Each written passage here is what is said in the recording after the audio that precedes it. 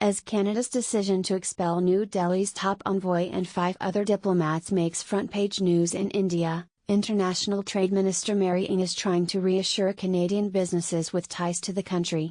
On Monday, the RCMP warned the public about a rash of crimes including murder, extortion and coercion that the force links to Indian government agents.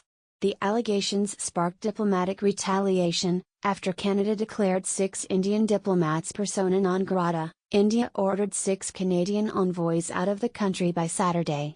Ng issued a statement acknowledging the uncertainty that Canadian businesses and investors may experience as a result. She said the government will continue to support commercial and economic ties between the countries. However, we must consider our economic interests with the need to protect Canadians and uphold the rule of law, she said. We will not tolerate any foreign government threatening, extorting or harming Canadian citizens on our soil. Ng said the government remains open to a dialogue with India and looks forward to continuing a valued relationship. The RCMP and other Canadian officials said they presented evidence to India earlier this past weekend. They said New Delhi has refused to cooperate in police investigations. Trudeau accuses India of supporting violent crimes in Canada. A timeline of Canada-India tensions from 2018 to the latest diplomatic expulsions. Foreign Affairs Minister Mélanie Joly said that's why Canada declared the 6 diplomats persona non grata, which is one of the stiffest penalties Canada can impose under the Vienna Convention. India insists it has not been given evidence of any government involvement in crimes in Canada. It has ordered 6 Canadian diplomats to leave the country. Veena Najibullah, Research Vice President for the Asia-Pacific Foundation, said she's watching to see how Canada's peers respond to the unprecedented, extraordinary news.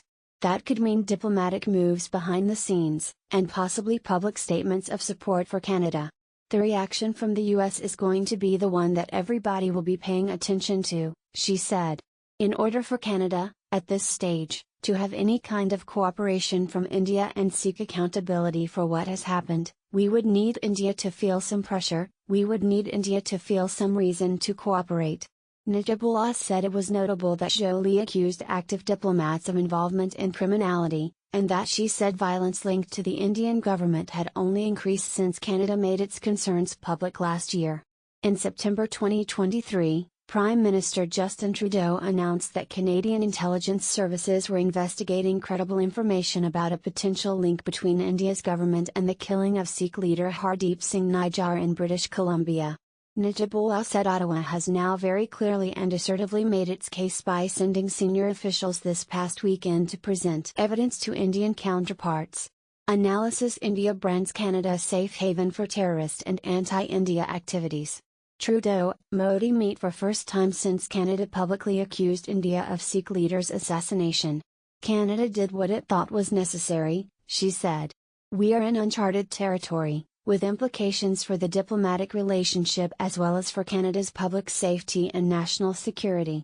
Najibullah also said it's rare for diplomats to be expelled over accusations of criminality. We're not dealing here with a rogue state. We're dealing here with a very important international player, she said.